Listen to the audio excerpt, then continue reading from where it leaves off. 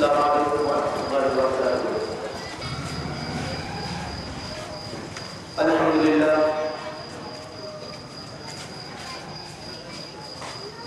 الحمدللہ نحمده ونستعینه ونستغفره ونؤمن به ونتوکل علیہ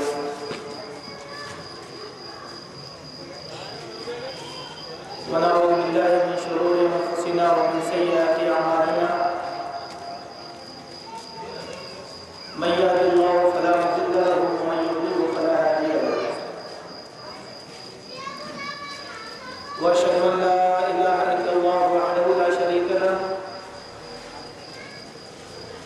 واشهد ان محمدا عبده ورسوله ارسله بالحق بشيرا ونذيرا وداعيا الى الله باذنه وسراجا منيرا أما بعد أعوذ بالله السميع العليم من الشيطان الرجيم من همزه ونفخه ونفثه بسم الله الرحمن الرحيم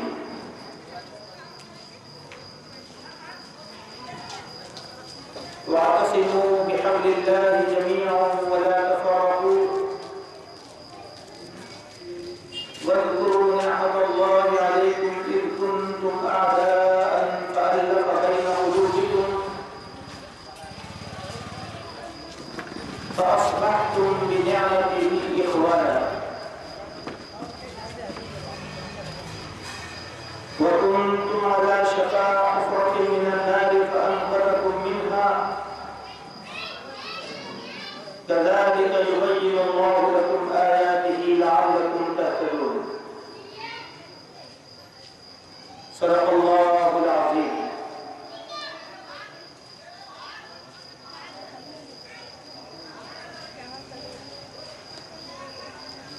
معزز حاضرین، بزرگوں، دوستوں، نوجوان ساتھیوں، پیارے بچوں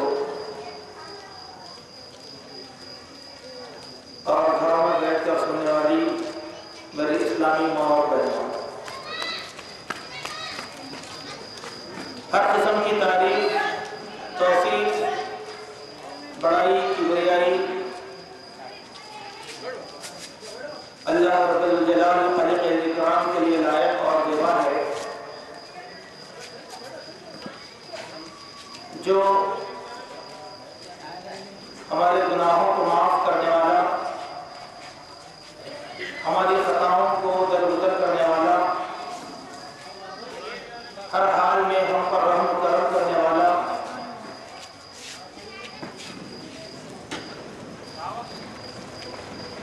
ہر قسم کی نعمتوں سے مالا مال کرنے والا ہے۔ تمام تعریفیں خالص اسی رب الجلال کے لیے لائق ہیں، جس نے یہ بے ستونوں کا آسمان ہمارے اوپر اٹھائے رکھا ہے، زمین کو ہمارے لیے بچھونا بنایا اور اس زمین کو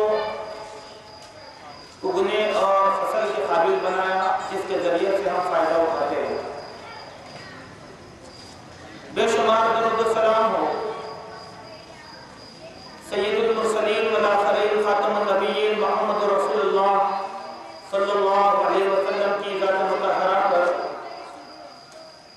کہ آپ نے اللہ کا یہ دین ہم تک مکمل طور پر پہنچا دیا ہے۔ اس دین میں کسی قسم کی کوئی کمی نہیں ہے اور نہ زیادتی کی کوئی گنجائش باقی ہے۔ اللہم صلی علی محمد وعلی آل محمد کما صلیت علی ابراہیم وعلی آل ابراہیم انک حمید مجید۔ اللہم بارک علی محمد وعلی آل محمد کما بارکت علی ابراہیم وعلی آل ابراہیم انک حمید مجید۔ معزز حاضرین، ابھی میں نے آپ کے سامنے قرآن مجید کی سورۃ آل عمران کی آیت نمبر 103 پڑھا ہے۔ یہ قرآن کی بہت ہی مشہور آیت ہے۔ اس آیت میں اللہ تبارک و تعالیٰ نے اپنی ایک خصوصی نعمت کا تذکرہ فرمایا ہے۔ عمومی طور پر جب اتحاد اور اتفاق کی بات کی جاتی ہے، ایسے موقع پر یہ آیت ضرور پڑھی جاتی ہے۔ اس آیت کریمہ میں بہت سے عناوین بن سکتے ہیں، لیکن آج کے اس جلسے عام میں جو اصلاح معاشرہ کے نام سے منعقد کیا گیا ہے، اس آیت سے میں وہ پہلو آپ کے سامنے بیان کرنے کی کوشش کروں گا جو ہماری امت کے اصلاح اور اس کے سدھار اور اس کے اتحاد کے لیے لازم اور ضروری ہے۔ اس آیت میں ایک بہت ہی اہم ترین نعمت کا تذکرہ اللہ تبارک و تعالیٰ فرماتے ہیں، وَاعْتَصِمُوا بِحَبْلِ اللَّهِ، تم سب مل کر اللہ کی رسی کو مضبوطی سے پکڑ لو، وَلَا تَفَرَّقُوا، آپس میں ہرگز افتراق نہ کر لو، انتشار نہ کر لو، لڑائی جھگڑا ہرگز نہ کر لو۔ یہ پہلی بات ہو گئی، آیت کا ایک حصہ۔ خصوصی بات اللہ نے کہہ دیا کہ تم سارے کے سارے مل کر اللہ کی رسی کو مضبوطی سے تھامے رہو اور آپس میں لڑو نہیں، جھگڑا نہیں، اختلاف مت کرو۔ حضرت عبداللہ ابن عباس رضی اللہ عنہما حبل اللہ کے متعلق بیان فرماتے ہیں کہ حبل اللہ یعنی اللہ کی رسی کیا ہے؟ اللہ کی رسی یعنی اللہ کی کتاب قرآن مجید اور نبی کریم صلی اللہ علیہ وسلم کی سنت جو حدیث کی شکل میں ہمارے سامنے ہے، اس کو کہا گیا حبل اللہ۔ اللہ کے نبی صلی اللہ علیہ وسلم کی ایک حدیث جس میں آپ نے ارشاد فرمایا، ترکت فیکم امرین لن تضلوا ما تمسکتم بہما کتاب اللہ و سنتی۔ اے لوگوں، میں تم میں دو چیزیں چھوڑ کر جا رہا ہوں، جب تک تم ان دونوں چیزوں کو مضبوطی سے تھام لو تو کوئی بھی تمہیں ہرگز گمراہ نہیں کر سکتا۔ ایک اللہ کی کتاب اور دوسری میری سنت یعنی اللہ کے نبی صلی اللہ علیہ وسلم کی احادیث، یہی دراصل حبل اللہ۔ اب ذرا غور کریں، کیا کوئی بھی مسلمان اللہ کی کتاب کو چھوڑ کر زندگی گزار سکتا ہے؟ کیا کوئی بھی انسان اللہ کے نبی صلی اللہ علیہ وسلم کی احادیث کو چھوڑ کر زندگی گزار سکتا ہے؟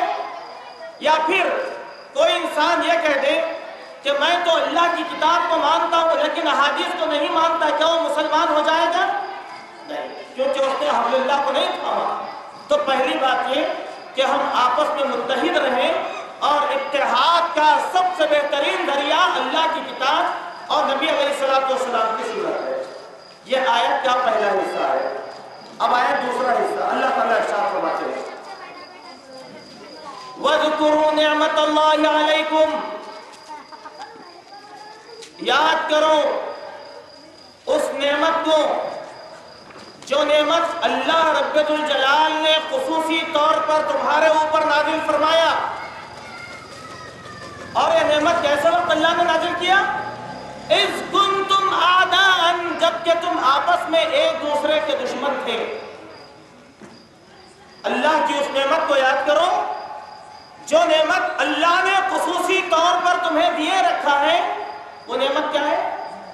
اِذْ كُنْتُمْ أَعْدَاءً، جبکہ تم دشمن تھے، فَأَلَّفَ بَيْنَ قُلُوبِكُمْ، تو تمہارے دلوں میں اللہ تبارک و تعالیٰ نے محبت ڈال دیا۔ تالیف قلب، فَأَلَّفَ بَيْنَ قُلُوبِكُمْ یعنی تمہارے دلوں میں اللہ نے دشمنی کے وقت آپس میں محبت ڈال دیا۔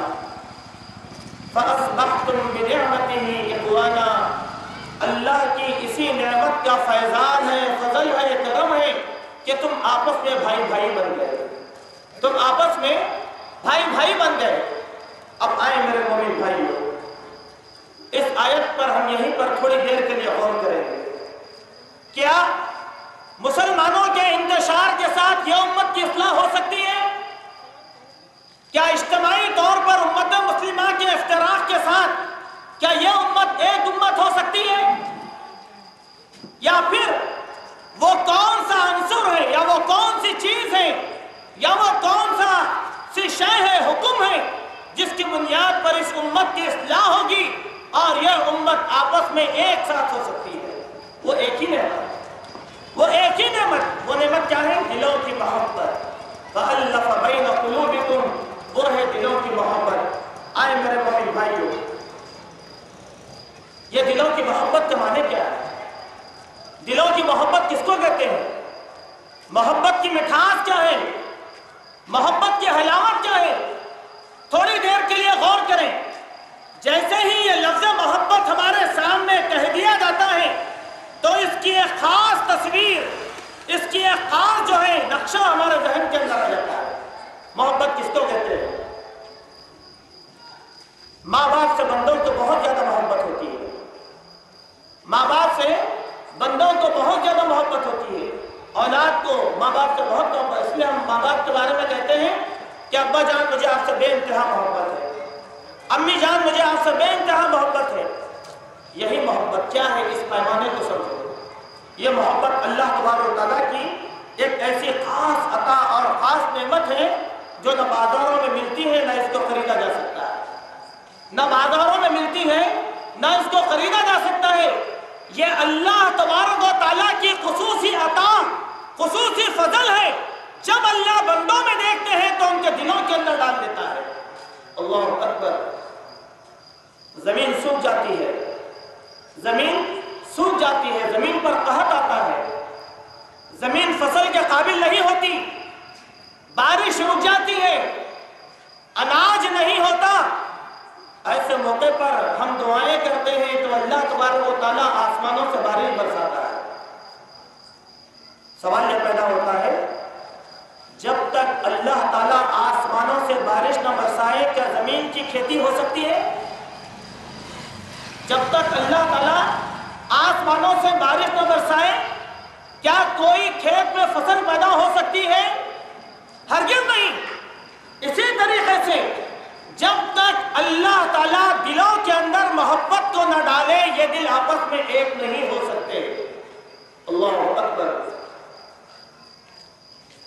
اس محبت کے پیمانے کو ہم صحابہ کی زندگی سے ذرا حاصل کرنے کی کوشش کریں گے کہ اللہ کے نبی صلی اللہ علیہ وسلم نے صحابہ کو محبت کا پیمانہ کیسے بنایا۔ اللہ کے نبی صلی اللہ علیہ وسلم کی پوری عمر 63 سال کی تھی، جس میں نبوت سے پہلے کے 40 سال اور نبوت کے 23 سال۔